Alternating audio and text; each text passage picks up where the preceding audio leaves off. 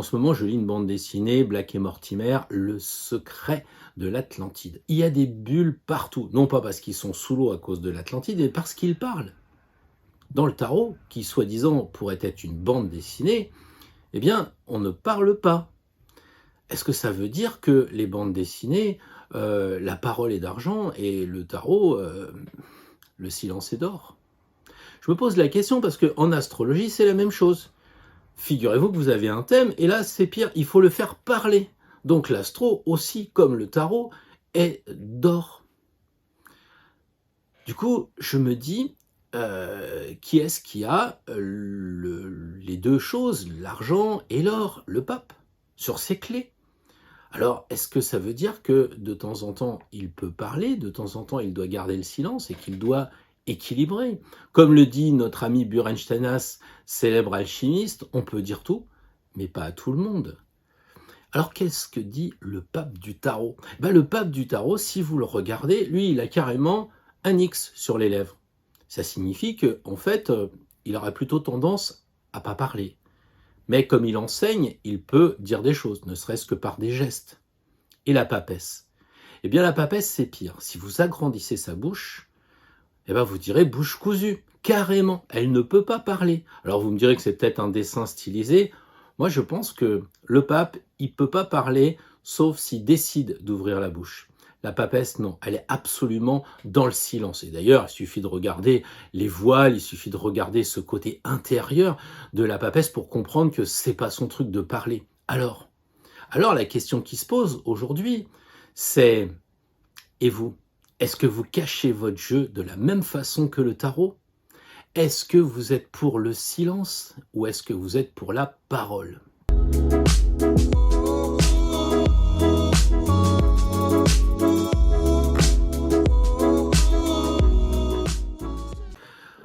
Bonjour à toutes et bonjour à tous et merci d'être fidèles au rendez-vous du samedi matin où nous allons faire un petit peu le tour de cette semaine du 8 au 14 novembre à venir. On fera un petit tour sur le passé.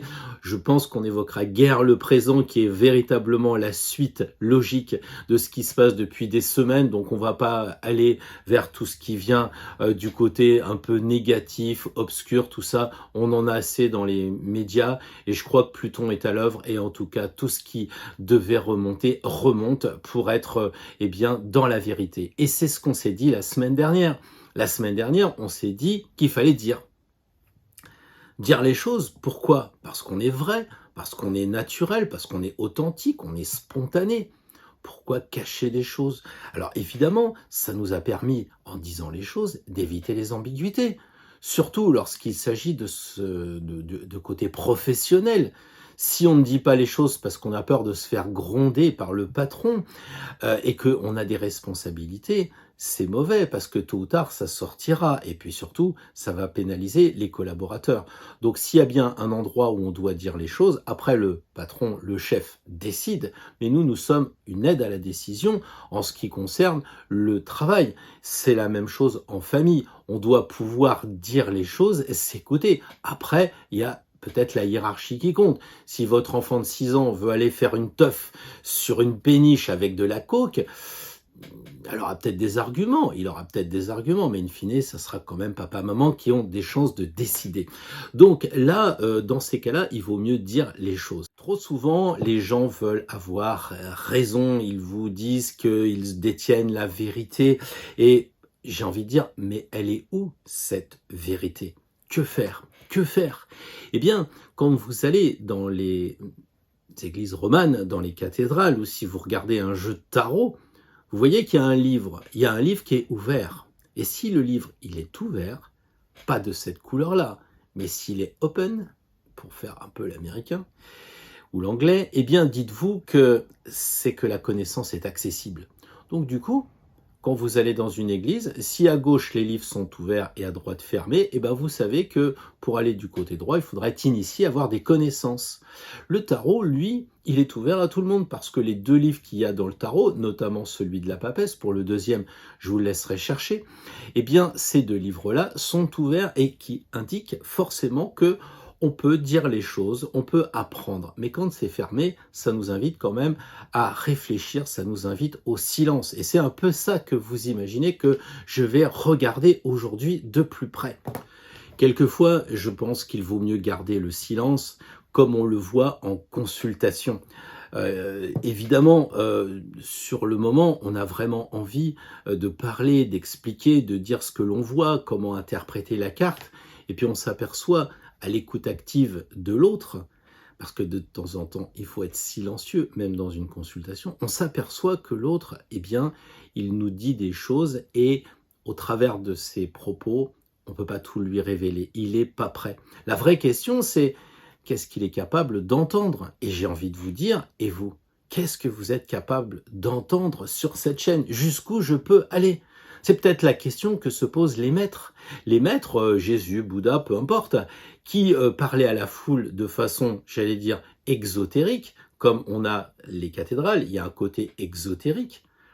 Et puis, il y a aussi le discours avec les disciples. Le discours beaucoup plus réservé aux initiés. Et là, on a des cathédrales où il y a des endroits très ésotériques. Il y a des cartes particulièrement ésotériques.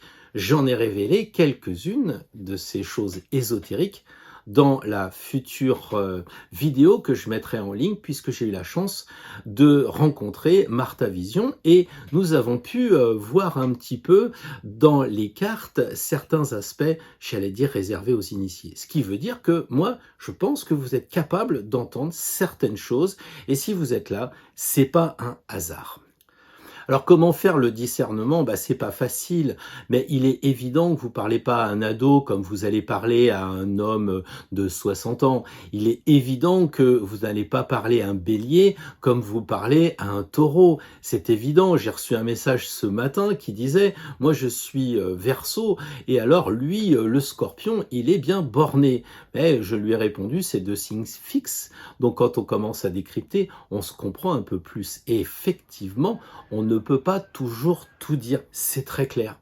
Alors, je posais la question à un de mes amis l'autre fois, il m'a répondu, mais déjà rien qu'entre un homme et une femme, c'est pas la même perception des choses. C'est pas forcément de dire que les hommes égalent absolument les femmes ont porté un enfant, nous on n'en a jamais porté. Comment parler de ce genre de choses? Quelqu'un qui a eu malheureusement une arme à la main et qui a fait la guerre, c'est pas pareil que quelqu'un qui ne l'a pas fait. Donc tout dépend de l'expérience. Alors je lui ai demandé comment il faisait avec les hommes et les femmes. Alors je vous le dis off, puisque vous êtes capable de tout entendre. Eh bien figurez-vous qu'il m'a dit, quand il y avait un homme, vu que c'est actif, il a demandé « Qu'est-ce que vous faites dans la vie ?» Et quand c'est une femme, qu'est-ce qu'elle fait? Non, il lui pose pas cette question, il lui dit « Alors, vous venez d'où ?» Et le côté un peu plus passif, un peu plus le côté recherché. Donc, en fait, on peut adapter son discours comme cela en fonction de la personne avec qui l'on est. Je repense à mon fils qui me disait qu'il faisait plus de choses avec tonton qu'avec papa. Parce que papa, il coinçait un peu aux entournures et tonton, on roulait un petit peu plus vite avec lui. Ce qui compte, en fait, c'est surtout le degré de confiance. J'avais pu dire à une époque, à ma progéniture, j'aimerais pas apprendre que tu fumes dans les toilettes, je préférerais que tu m'en parles. Et un jour, j'ai reçu un coup de téléphone, il était bien loin, mais j'ai bien cru comprendre que c'était des drôles de champignons qu'il me faisait voir en photo. Donc j'étais un peu quand même surpris, mais la réponse a été « T'aurais pas voulu l'apprendre derrière ?» Eh bien, je te le dis parce que j'ai confiance en toi. Et puis en plus, dans le pays où je suis, c'est tout à fait légal. Tu es peut-être dans un état un peu retardé. Donc des choses comme ça qui peuvent nous remettre en question si on est prêt à l'entendre. Bien sûr, il y a quelquefois des moments où c'est pas nécessaire de dire. Si on sent que les parents sont pas prêts, c'est pas la peine de leur raconter votre première expérience amoureuse si vous êtes une jeune fille ou un jeune homme.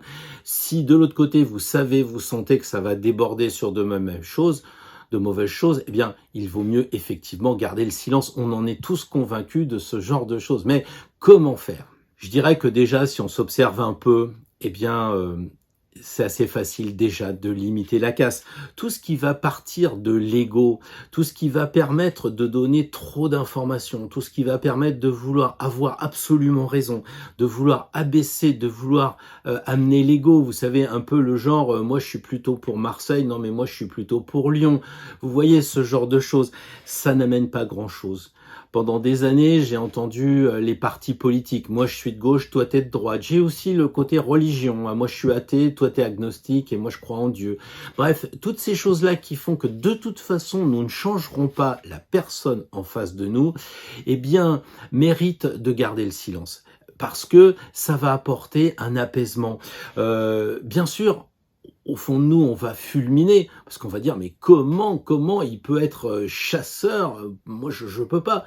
Mais vous savez très bien que vous ne l'empêcherez pas, dimanche, de prendre ses flingues et d'aller buter 2-3 cerfs. Donc, à quoi ça sert, justement, de forcer le trait? Il vaut mieux ne rien dire. Et quelquefois, c'est pour ça que le silence est d'or, parce que c'est plus difficile de ne rien faire.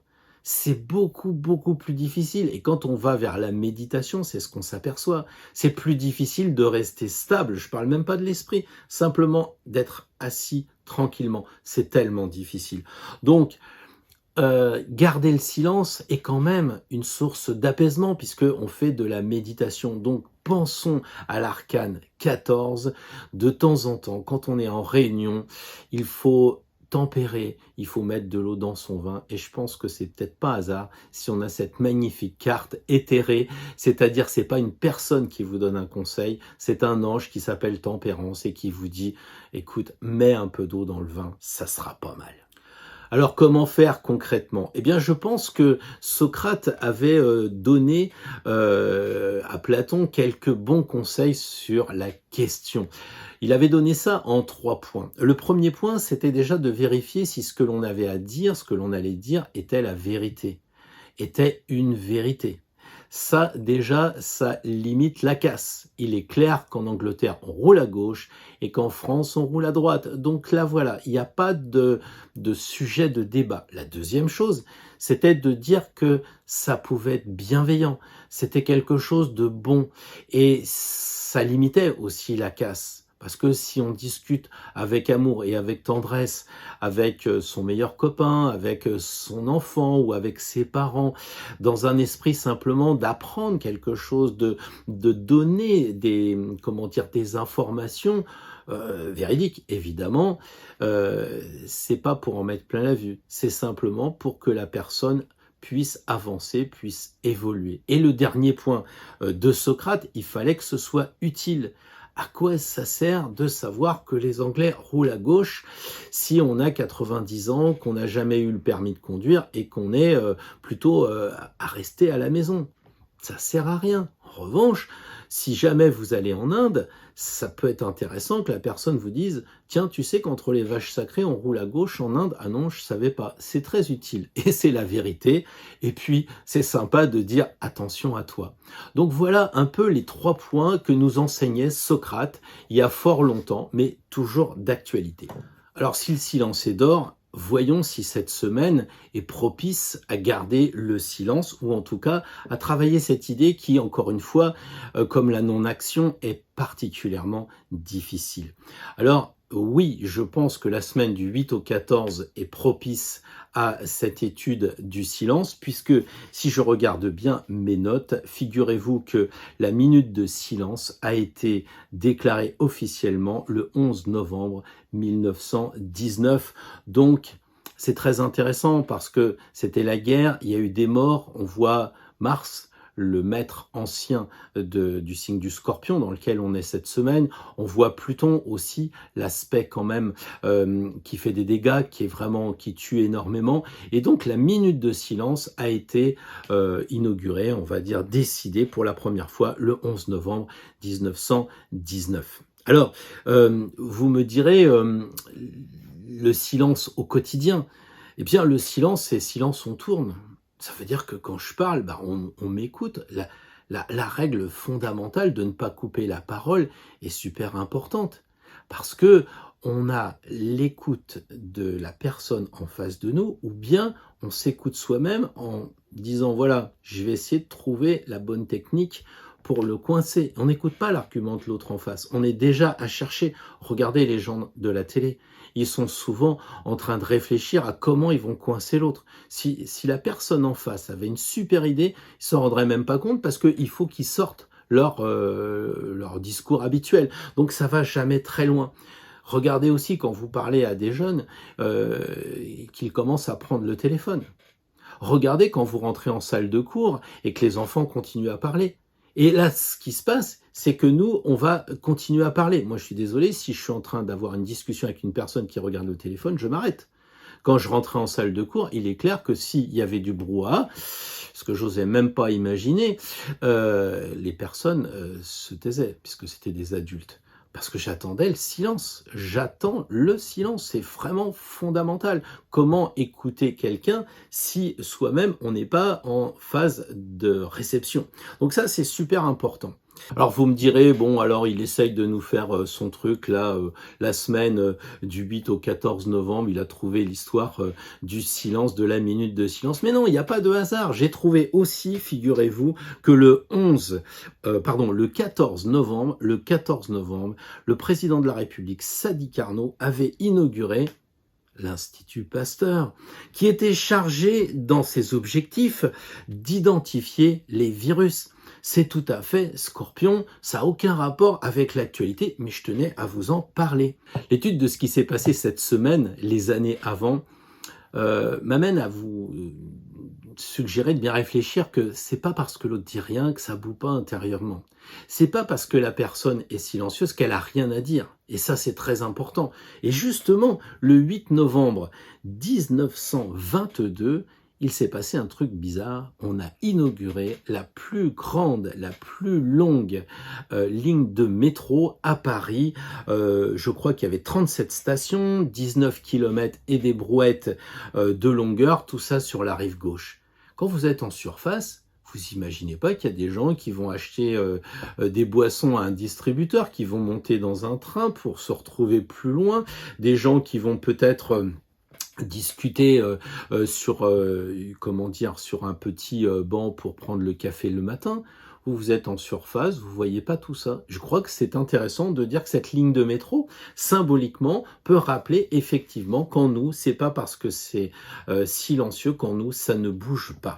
Voilà, donc silence et méditation aussi, vous me direz. Bah oui, parce que en fait, on essaye au travers de la méditation, de transcender la matière pour aller toujours plus haut. Alors moi, ça me plaît bien parce que figurez-vous que le 8 novembre 1971, eh bien, il y a eu 37 millions d'albums qui ont été vendus pour nous proposer d'aller au paradis ou au ciel, Stairway to Heaven, un joli disque de Led Zeppelin. Donc on avait cette idée de phénix un petit peu, vous voyez, très Scorpion, de renaître et de monter. Et alors il y a eu beaucoup de choses qui se sont passées pour aller vers le haut et se transformer. Le 11/11 1982, c'est la première fois qu'il y a une navette habitée qui part et qui revient. Bon, ça s'est mal terminé, mais plusieurs fois, la navette Columbia a réussi à décoller et à revenir avec des êtres humains à bord. Donc, on voit qu'il y a un essai d'aller vers le plus haut, cette aspiration. Moi, je pense pas que c'est pour véritablement habiter sur Mars. Bon, il y en a qui ont toujours des délires, mais je crois surtout que il y a cette idée de s'élever vers quelque chose qui est le divin. On appelle ça comme on veut. C'est pour ça d'ailleurs que les cathédrales, pendant longtemps, c'était des cathédrales qui allaient vraiment vers le haut. Bon, il y a des cathédrales plus récentes, je pense à celle de Rouen, beaucoup plus horizontales. Bon, après, c'est chacun qui voit. Mais pendant longtemps, nous avons voulu, les humains, nous élever, et c'est ce que nous faisons avec toutes ces histoires de s'affranchir en fait de la gravitation. J'ai renoté aussi le 14/11 1910, la création de l'aéronaval, puisque c'est pour la première fois qu'il y a un biplan qui s'est envolé depuis un bateau, un porte-avions, qui s'appelait le Birmingham. Donc il y avait cette idée de passer de l'eau à l'air. Terre, donc très Scorpion, n'est-ce pas, puisque c'est un signe d'eau et qu'il doit, tel le phénix,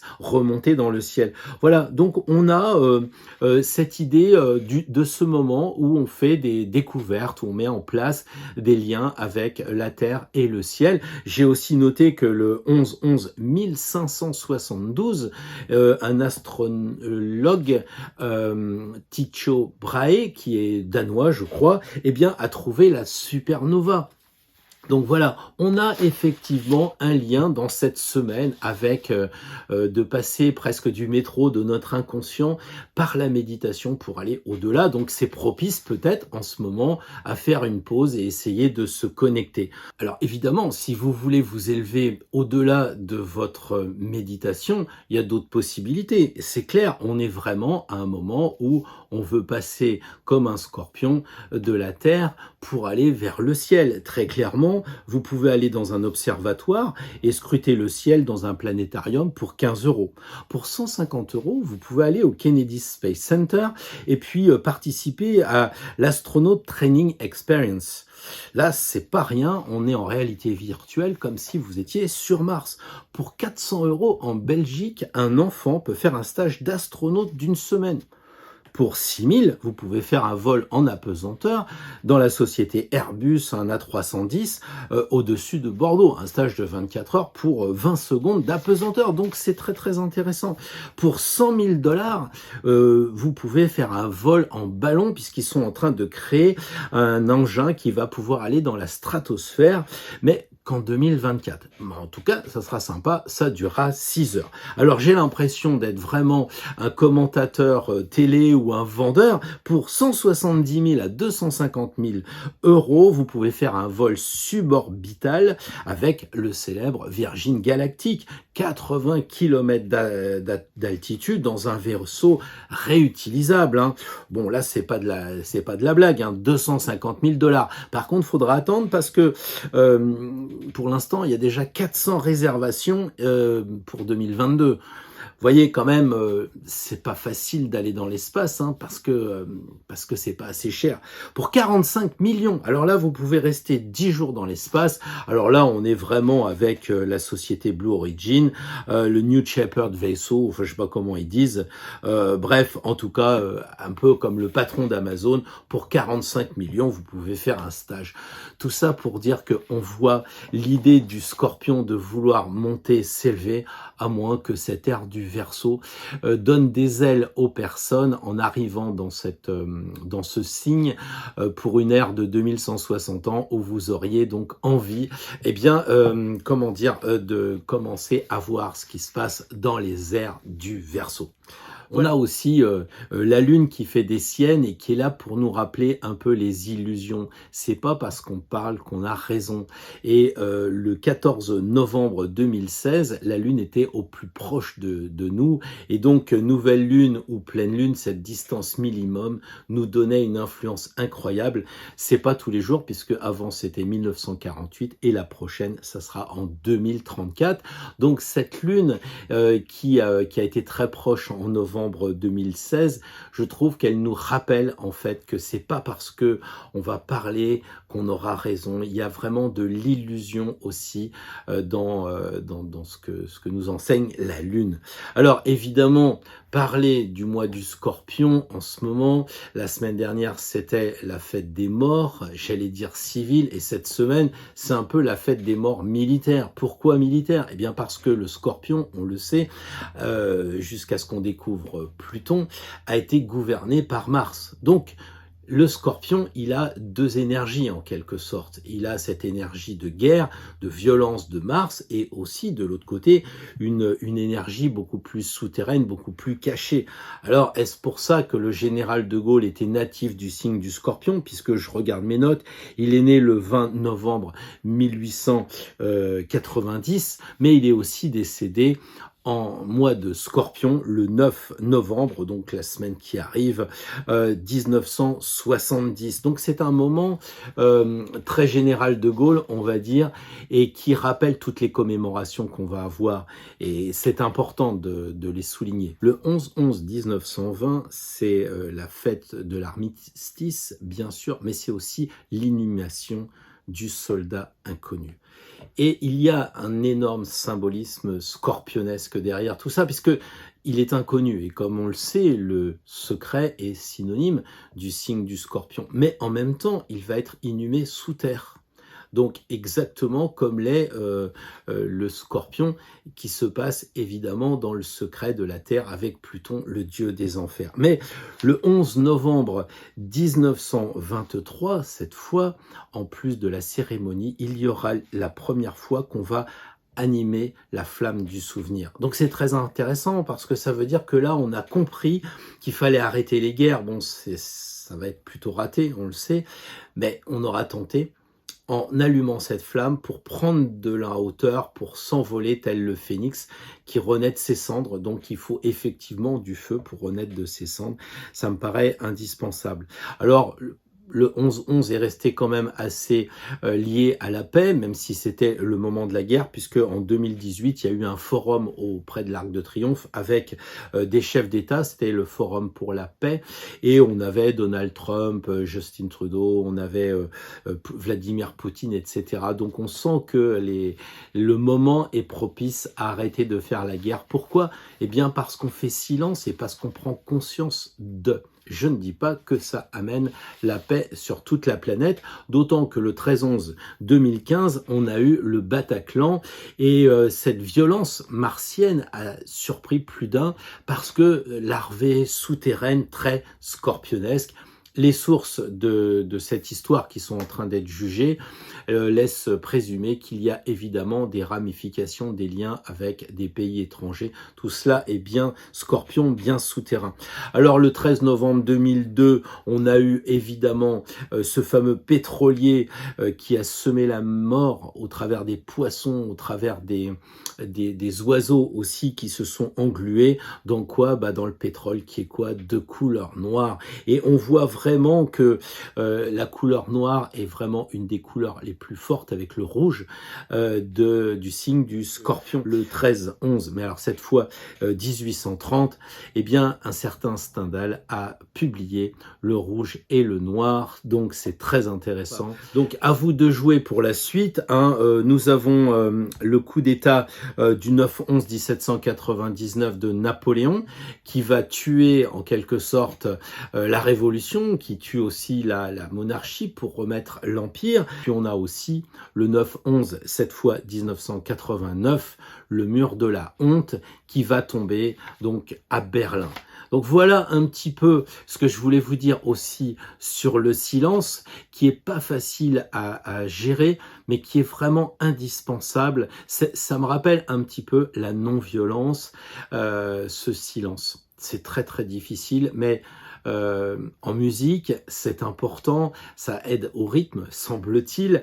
Donc je crois qu'il faut y réfléchir. Donc je vais vous proposer un tirage en fait en lien avec tout ce qui va toucher le silence. Le tirage la semaine prochaine va avoir un super intérêt. C'est déjà de travailler sa vigilance. C'est-à-dire que dès qu'on va rentrer plus ou moins en conflit avec une personne, dès que la mayonnaise, elle va commencer à monter parce qu'on n'a pas les mêmes idées, parce qu'on n'est pas d'accord, surtout si c'est des personnes avec qui on sait qu'on aura forcément une petite montée d'adrénaline, eh bien on va anticiper, on va prévoir avec ce tirage. La semaine prochaine, ça va être le test de comment être silencieux. Ça sera la première carte, évidemment, le conseil de la semaine, qui n'est pas banal quand même, parce que on est très souvent amené à avoir peur de ne pas tout dire. Il va falloir prendre du recul. Donc si la première carte qui est tirée sera la justice, eh bien avant de parler, il faudra faire le point en soi, bien se regarder avant. Donc sous-peser les choses. On est d'accord. La deuxième carte, eh bien, ça va être la conséquence. Si on a correctement gardé le silence, si on a fait attention à ce que l'on disait, donc c'est pas forcément un silence absolu, ça peut être un silence ponctuel. On peut très bien écouter la personne, reprendre la parole. Donc l'idée, c'est effectivement, quand on arrive à bien contrôler le silence et la parole, qu'est-ce que ça nous apporte ? Peut-être du lâcher-prise, si on regarde l'étoile, par exemple. Donc la deuxième carte, ce sera véritablement l'apport d'être silencieux. Mais l'apport, pour nous, l'apport pour la relation avec l'autre personne. Donc ça, on verra ça demain matin, signe par signe. Pour l'instant, je vous dis bonne journée. Vous pouvez déjà vous entraîner avec 2 cartes pour voir un petit peu où vous en êtes sur l'idée de silence, puisque les énergies de la semaine sont essentiellement basées, on l'a vu, sur cette idée de pas trop prendre la parole, de se mettre un peu en réserve, comme le fait le Scorpion, pour mieux observer les gens, les personnes, tout et surtout soi-même. Voilà, je vous dis à demain matin, passez une belle journée et puis surtout, prenez soin de vous et n'hésitez pas à réfléchir toujours plus pour prendre votre chemin.